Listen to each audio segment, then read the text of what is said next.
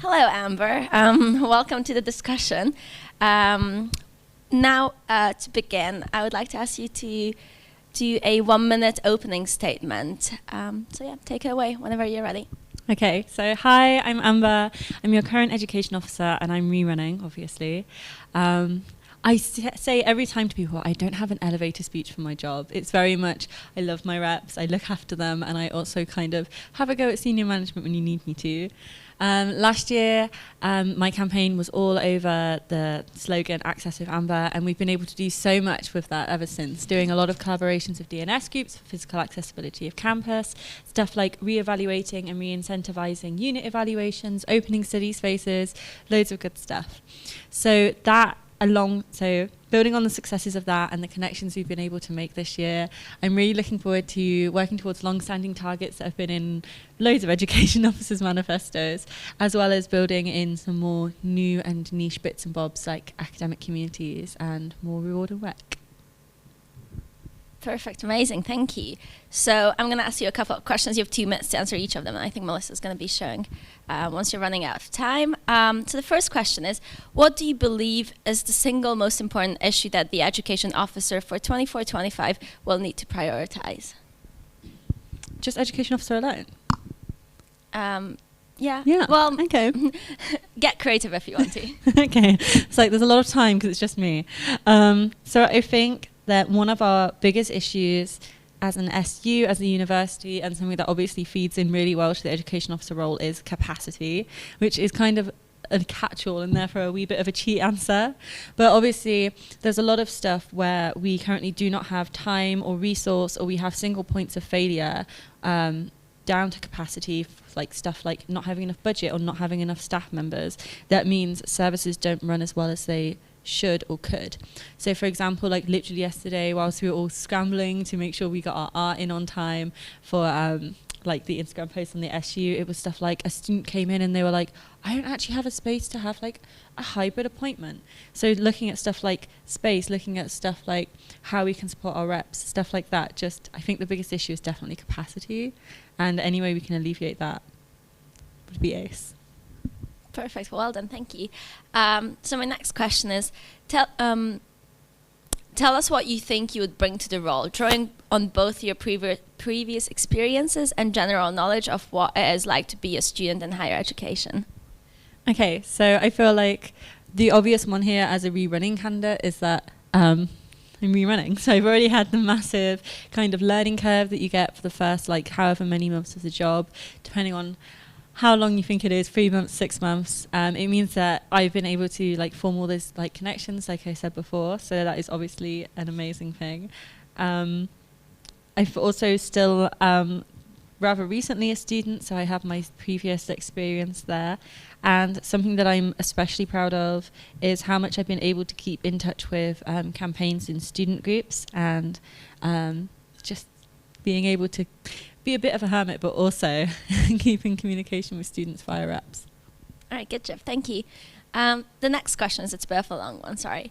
Timetabling and teaching space continue to present themselves as a challenge for the university. How would you safeguard Wednesday afternoons to ensure undergraduate students specifically can continue to have this as free time without running into the risk of having longer teaching days or even having to attend university on a Saturday morning? Was that like protect Wednesday afternoons for sport? Yeah. Okay, so I'm just like jotting it down so I don't like ignore everything.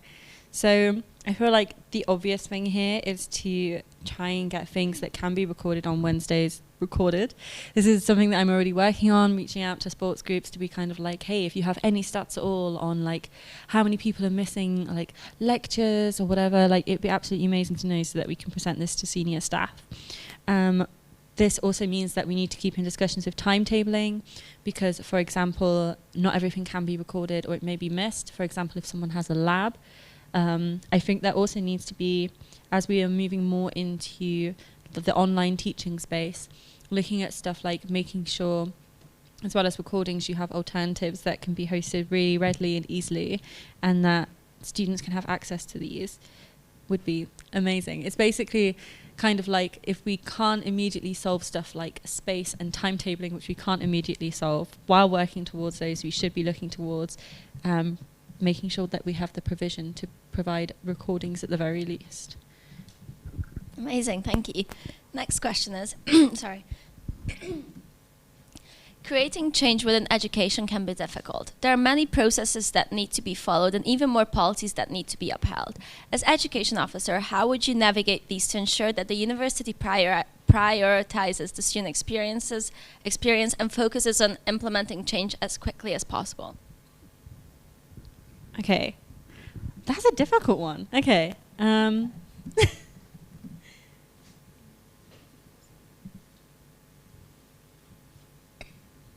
So yeah, I feel like one of the things that is like often forgotten about the education role, and like I don't think I really knew about it getting into it, was simply how much governance there is in it.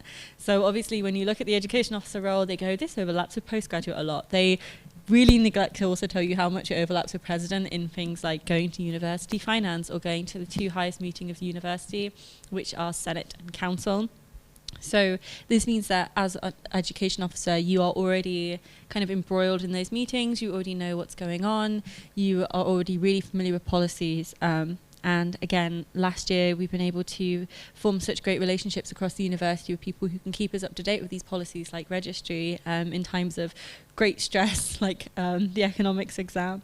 I feel like we can use this kind of advantage of having this nerding out and being able to already know about all this policy to be able to action things as quickly as possible. But it also means that we can ensure that, you know, stuff actually stays going in the long term, for example, like after we've finished our roles. Does that answer the question? Yeah, that was very good. Thank you. Well done.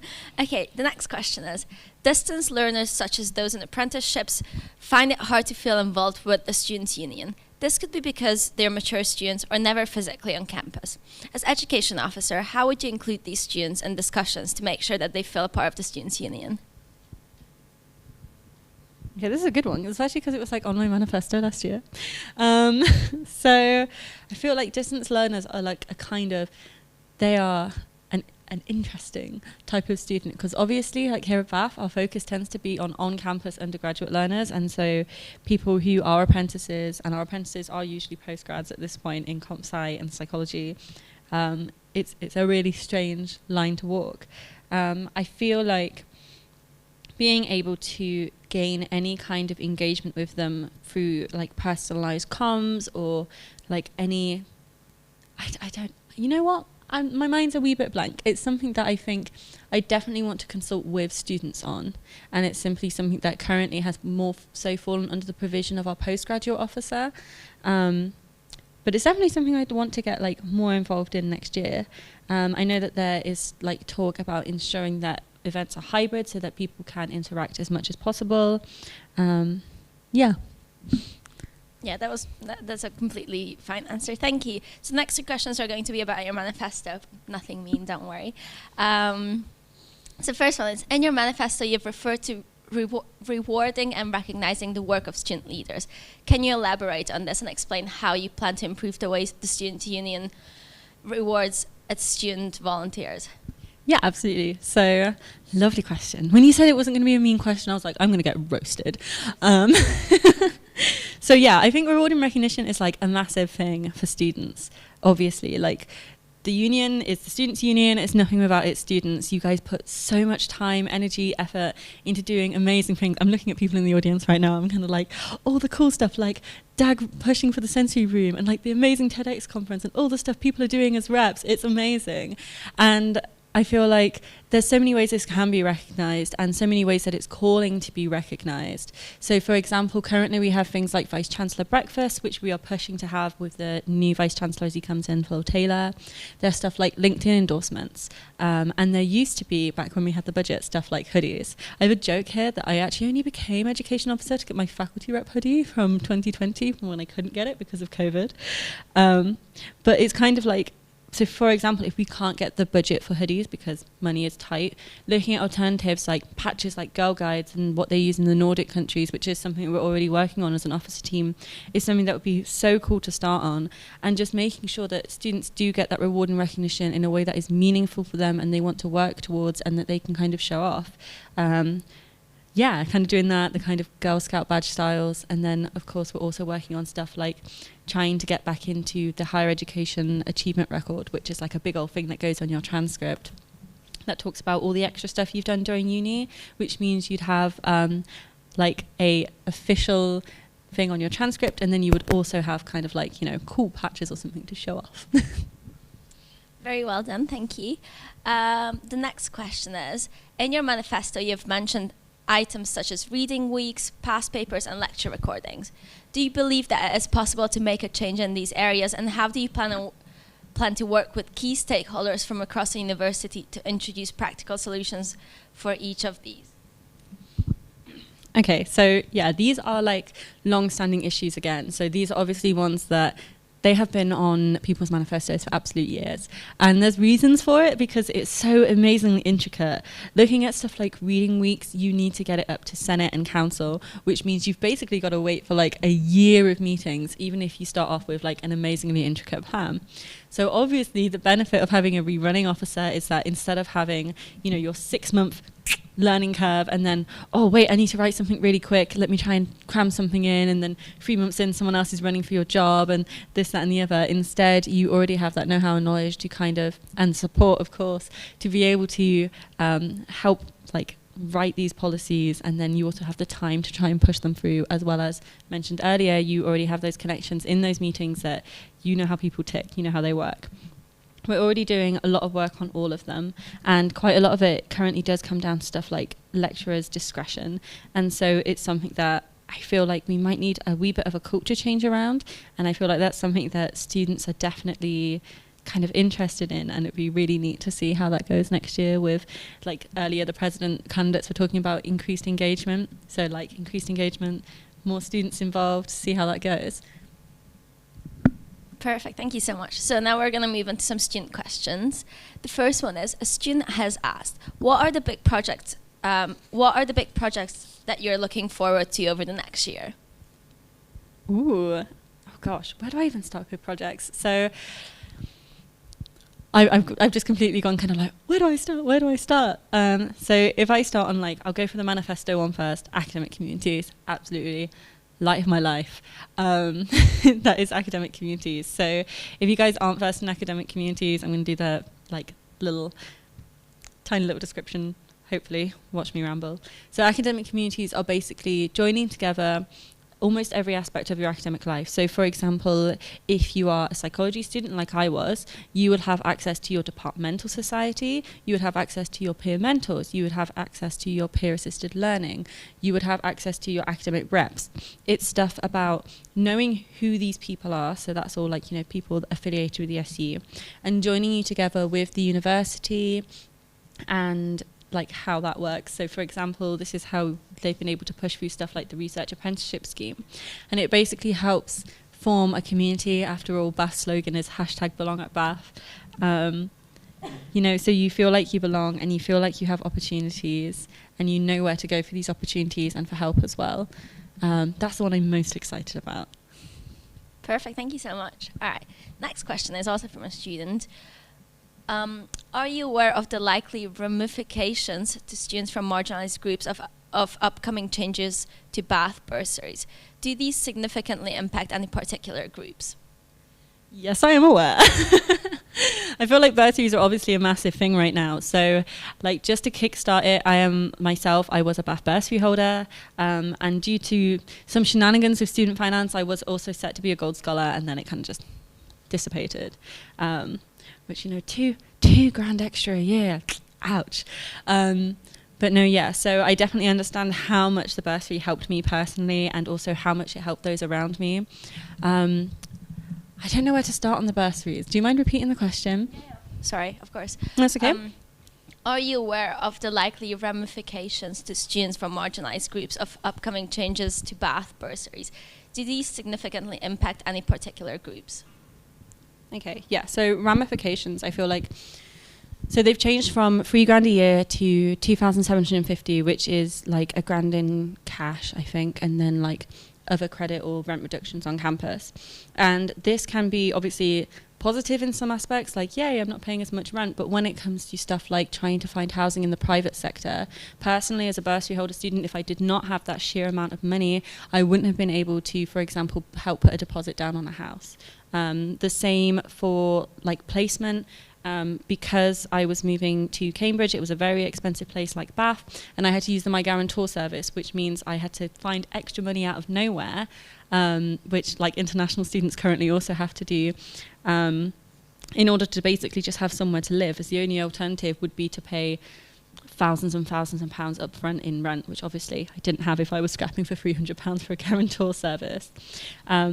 But no, yeah, I'm very aware, being a part of Summit and being involved in the Bulu campaign, about how these ramifications can affect students and how limiting the income can disproportionately affect people. For example, those who can't eat at places on campus, those who may not be able to access everything.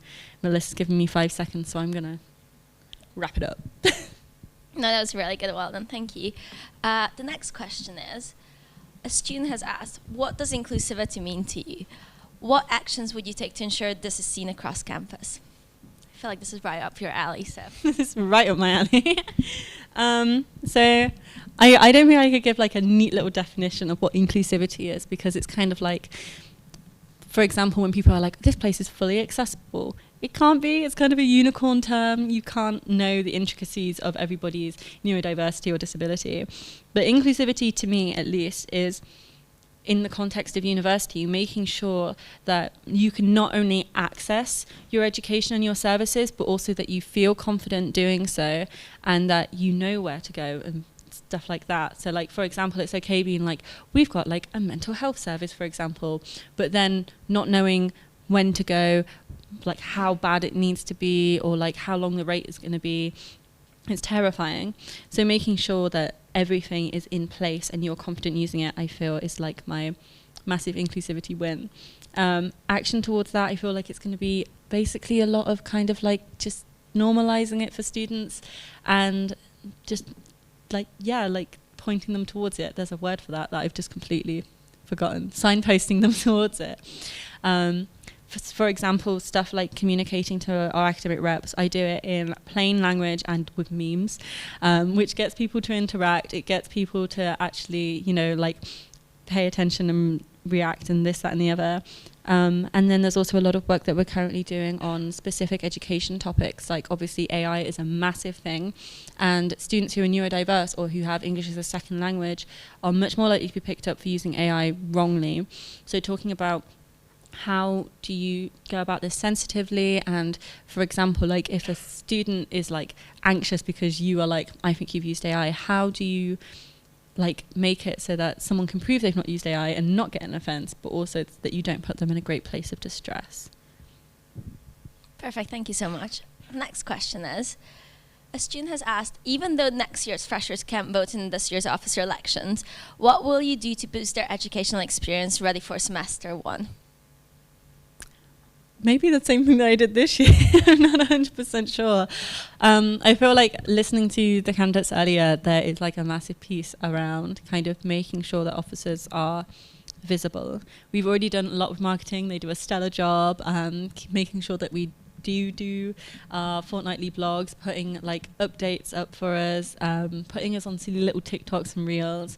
But especially as education, I feel like I'm a wee bit of a hermit, which I'm absolutely okay with. I feel like, yeah, making sure, and like linking back to that inclusivity point, that students know where to go, who everyone is, like making sure that this is like really integrated into induction, especially because the way that inductions differ is absolutely wild, would be really beneficial. Perfect, very well done. And we have another question, which we heard in the previous questions to candidate session. And it is, if you were Vice Chancellor for today and had unlimited money, resource and opportunities, what would you do to improve the lives of students at Bath? Okay, see, super interesting question. And we also had like kind of two camps that I'm going to refer to. It was like give it to the SU, give it to the students. And I feel like it's kind of like a trick question because like surely you can do both. You know, you've just been given an infinite amount of money, you could technically split it, no? But also by giving to the SU, you can do stuff like increasing the capacity that I was talking about earlier, and therefore improving the student experience, but of course also being able to see that funneled into places where like staff may be super stressed. Like for example, like I know the disability team is working like pedal to the metal for like getting DAPs through for the exams, kind of just very much making sure it is student, whatever you're doing with the money, making sure it's student focused and that it is student informed, definitely, through whichever avenue that might be. Obviously, I'm going to promo our reps here and be like, yay, reps, in whatever way that they want to communicate it. But obviously, just kind of like being able to just go out and be like, say hypothetically, students, we had this, what would you do? I feel like would be a really neat thing to do. Perfect, thank you. So I've got one more question before we come to your closing statement. It's more of a difficult one, so feel free to take your time, you know, hardest one for last. A student has asked, if you're a biscuit, what biscuit would you be? I already know the answer to this. I'm an Oreo. Would you like to elaborate? So I feel like, see, I normally say I'm an Oreo because it's kind of like old-fashioned. Like I dress like a child going to a birthday party, or like a 1950s housewife, depending on the vibe. Or if an old man wants to stop me in the street and say something weird. Not too weird. I know. Can we edit that out? No, yeah, I feel like I dress weird enough and like act weird enough that I'm kind of a wee bit iconic in that way, or at least that's what I got told when I was like a rep in first year. Alternatively, like right now I'm not so ginger, but I get ginger nut a lot. I don't know what else. I know that I'd also be broccoli if it was vegetables, because I love green, and I feel like I'm versatile. I feel like I can do a lot of stuff. I can be in a lot of situations. You could boil me, steam me, roast me, which boil me, steam me, roast me would be like, I don't know, like put me in university finance, put me in front of reps, you know? Perfect, thank you. Thank you. Anyway, so that was very powerful. Thank you so much for that. Now we're moving on to your closing statement. So you've got a minute to give us a little closing statement. And yeah, then you're done. Very well done. Thank you. I love that you guys loved the broccoli one, because when I said that in a placement interview, it did not go down well at all. So I didn't go to that placement. But yeah, I feel like, again, like just... Obviously, I don't have any competitors this year, which is absolutely weird to me. It has been an amazing year, and I've been so happy to be your guys' education officer. The like kind of like even just getting praise from reps being like, thank you for putting stuff in like plain language and stuff has been so incredibly rewarding. And like, presuming I don't lose to Ron, I can't believe that I get to do it for another year. But yeah, touch wood. Perfect. Well done. Very good job. Thank you so much. Thank you.